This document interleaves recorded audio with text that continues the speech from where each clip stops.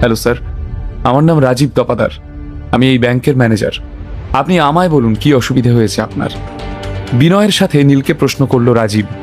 মুখে হাসি থাকলেও বুকের ভেতরের ভয়টা ওর চোখে ঠিক প্রকাশ পেল।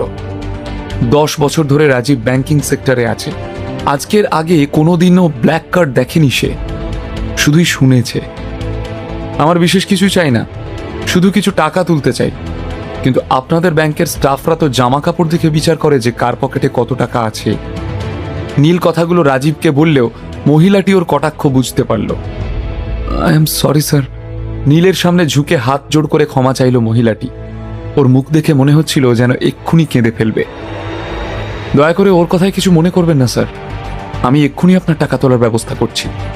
নীলকে সম্মান দিয়ে বলল রাজীব। না, টাকাটা ও দেবে। একবার ওরও দেখা উচিত চেহারা দিয়ে টাকার বিচার করাটা কত বড় অন্যায়। মহিলাটির দিকে আঙুল তুলে বলল নীল। ঠিক আছে স্যার, আপনি যা বলবেন, সহমত জানালো রাজীব। তারপরই মহিলাটিকে ধমক দিয়ে নীলের জন্য টাকা তোলার ব্যবস্থা করতে বলল সে। এদিকে ধমক খেয়ে থতমত হয়ে গিয়েছিল ওই মহিলা। রাজীবের হাত থেকে ব্ল্যাক কার্ডটা নিয়ে কপালের ঘাম মুছতে মুছতে ক্যাশিয়ারের কেবিনের দিকে হাঁটা লাগালো। বলছি স্যার, প্লিজ আপনি প্রাইভেট রুমে গিয়ে অপেক্ষা করুন। আপনাকে এখানে দাঁড়িয়ে থাকতে হবে না। আপনার আজকে অনেক অসুবিধা হলো, তার জন্য আমি ক্ষমা চেয়ে নিচ্ছি। নীলের দিকে তাকিয়ে বলল রাজীব। ওখানে উপস্থিত সকলের চাহনি এখন আগের থেকে অনেক বদলে গিয়েছিল। কেউ আর নীলের চোখের দিকে তাকানোর সাহস পেল না। এদিকে প্রাইভেট রুমে গিয়ে একটু জিরিয়ে নিল নীল। সোফায় বসে পা দুটো টান টান করে ছড়িয়ে দিল। নীলের পিছন পিছন রাজীবও সেখানে এসে হাজির হলো। নীলের জন্য দার্জিলিং চা বানাচ্ছিল সে। কিছুক্ষণ বাদে ওই মহিলা 2 হাতে 2টো ব্যাগ নিয়ে প্রাইভেট রুমে ঢুকে পড়ল। ব্যাগের ভারে ওর শরীরই প্রায় বেঁকে গিয়েছিল। এই যে স্যার, এই নিন আপনার 5 কোটি টাকা। নিচের দিকে তাকিয়ে বলল ওই মহিলা।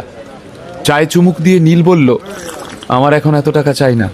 এখান থেকে 50,000 টাকা বের করে বাকি টাকা আবার আমার অ্যাকাউন্টে ডিপোজিট করে দাও। গম্ভীর গলায় কথাগুলো বলল নীল। মহিলাটি মাথা নেড়ে কাজ শুরু করলো। মনে মনে বেশ রুষ্টই হলো সে, কিন্তু মুখে প্রকাশ পেল না। তবে নীল ঠিকই বুঝতে পারছিল। মনে মনে খুশিই হলো সে। টাকা দিয়ে জাজ করা মানুষগুলোর সাথে এমনটাই করা উচিত। মহিলাটি নীলকে 50,000 টাকা ফেরত দিয়ে বাকি টাকা নিয়ে চলে গেল। নীলও টাকাটা নিয়ে বাইরে বেরিয়ে এলো। এবার সে অবন্তিকাকে একটা ফোন করবে। ঠিক তখনই ব্যাংকে ঢুকলো অবন্তিকা, আর তারপরই ওর চোখে পড়ল নীল। সে প্রাইভেট রুম থেকে বেরিয়ে আসছে, হাতে টাকার ব্যাগ। ভিআইপি কাউন্টার থেকেই টাকা তুলেছে, সেটা ম্যানেজারের তোষামত দেখেই বোঝা যাচ্ছিল। নীল, তুমি এখানে কি করছো? অবাক হয়ে জানতে চাইলো অবন্তিকা। মানে, তুমি তো বললে ব্যাংকে আসতে, আর এখানে এলাম বলে ভাবলাম কিছু টাকা তুলে নি। অবাক হয়ে বলে উঠল নীল।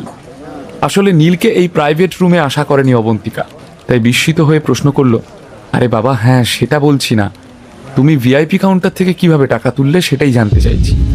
অবন্তিকাও টাকা তুলতে ব্যাংকে এসেছিল। পুলিশ অফিসার হলেও ওর অ্যাকাউন্টের কাজ অর্ডিনারি কাউন্টার থেকেই হয়ে থাকে। তাই নীলকে ভিআইপি কাউন্টারের সামনে দেখে অবাক হয়ে গেল অবন্তিকা। আসলে ও ভিআইপি কাউন্টারের ব্যাপারে সবটাই জানে। তাই নীলকে দেখে ওর মনে প্রশ্ন উকি দিচ্ছিল, নীলের কাছে কি কোটি কোটি টাকা আছে? তাহলে ওকে সবাই ইউজলেস বলে কেন? ধুর, ওসব কিছুই না। ব্যাংকে এত ভিড়, তাই এরা আমাকে এই কাউন্টারে পাঠিয়ে দিল। এত ভিড়ের মধ্যে কি আর সব রুলস মানা যায় বলো? সত্যিটা মিথ্যে দিয়ে ঢেকে দিল নীল। অবন্তিকা অবাক হয়ে তাকিয়ে রইল নীলের দিকে। এই ব্যাংক নিজের নিয়ম ভঙ্গ করেছে, তাও একজন সাধারণ মানুষের জন্য। শুনেও অবাক লাগছিল অবন্তিকা। তুমি কি এসব ডিসকাস করবে বলে আমাকে এখানে ডেকে পাঠিয়েছো? কি বলবে আগে সেটা বলো। চলো, তোমার এখানের কাজ শেষ হয়ে গেলে আমরা বাইরে কোথাও একটা বসি। নীল হেসে বলল। ঠিক সেই সময় হঠাৎ করে ব্যাংকের অ্যালার্ম বাজতে লাগলো। চারিদিকে হঠাৎ করেই কেমন একটা দৌড়দৌড়ি শুরু হয়ে গেল। নীল অবন্তিকা অবাক হয়ে দেখছিল চারিদিক। হঠাৎ তারা শুনতে পেল, পালাও পালাও, ব্যাংকে ডাকাত পড়েছে। লোকজন হাহাকার করে উঠল। এই শুনে নীল দরজার দিকে তাকালো। কালো পোশাক পরে 5 জন ডাকাত হাতে বন্দুক নিয়ে দাঁড়িয়ে রয়েছে। আতঙ্কে ওদের সামনে সারেন্ডার করে দিয়েছে সিকিউরিটি গার্ডগুলো। এই দেখে ব্যাংকের মধ্যে সকলে এদিক ওদিক ছোটাছুটি করতে লাগলো। একটা বিচ্ছিরি সিচুয়েশন তৈরি হয়ে গেল মুহূর্তের মধ্যে। তখনই ডাকাতদের মধ্যে একজন বন্দুক উঁচিয়ে হাওয়ায় গুলি চালিয়ে বলল, চুপ বেটা, সবকটা শান্ত হয়ে বস। বেশি কাইকাই করলে সবকটা গুলি বসিয়ে দেব। শান্ত হয়ে থাকলে আমরা কারো কোনো ক্ষতি করব না। নিজেদের হাত মাথার পিছনে রেখে সবাই মাটিতে বসে পড় চুপচাপ। কিন্তু তার আগে ফোনগুলো সব বন্ধ কর, আর নিজেদের কাছে যা সোনা দানা টাকা পয়সা যা আছে সব আমার এই ব্যাগে দিয়ে দে। সবার দিকে নজর ঘুরিয়ে কথাগুলো বলল একটা মোটা মতন লোক। দেখে মনে হলো এই হয়তো ডাকাত দলের সর্দার। যা বলা হচ্ছে সেটা চুপচাপ কর, নইলে গুলি করে খুলি উড়িয়ে দেব, চিৎকার করে বলে উঠল অন্য একজন ডাকাত। দেখে মনে হচ্ছিল এ হয়তো ডাকাত সর্দারের চেলা। এসব দেখে সবাই বেশ প্যানিক করতে শুরু করলো। এমন আবার হয় নাকি, কলকাতা শহরের বুকে ডাকাতি?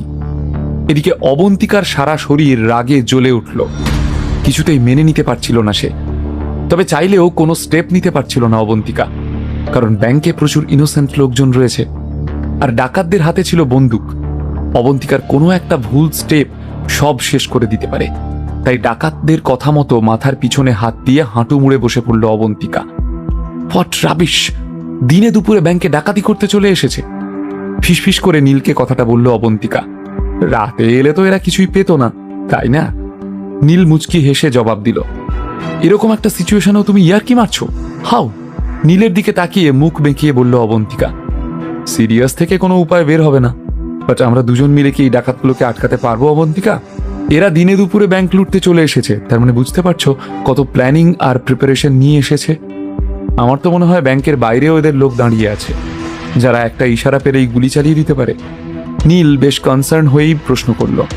নজর এদিক ওদিক ঘুরিয়ে অবন্তিকা জবাব দিল, ইউ আর রাইট, তবে এখানে অনেক ইনোসেন্ট লোক আছে। প্রথমে আমাদের এই লোকগুলোকে বাঁচাতে হবে, সঠিক সময়ের অপেক্ষা করা ছাড়া আর কোনো উপায় নেই। অবন্তিকার কথা শুনে নীল সম্মতি জানালো, কিন্তু ওর মুখেও চিন্তার ছাপ স্পষ্ট। এরপর কি হবে? নীল আর অবন্তিকা কি এই ডাকাতিটা আটকাতে পারবে, নাকি নীল আবারও কোনো সমস্যায় জড়িয়ে পড়বে? কোনো বড় ক্ষতি হয়ে যাবে না তোর? এদিকে শেয়ার মার্কেটের সমস্যা, অন্যদিকে এই ডাকাত দল। কিভাবে সামলাবে নীল? দ্বিতীয় পার্ট দেখার জন্য আমাদের চ্যানেলটি সাবস্ক্রাইব করে লাইক করেন, অবশ্যই আমাদের চ্যানেলের সাথে থাকবেন।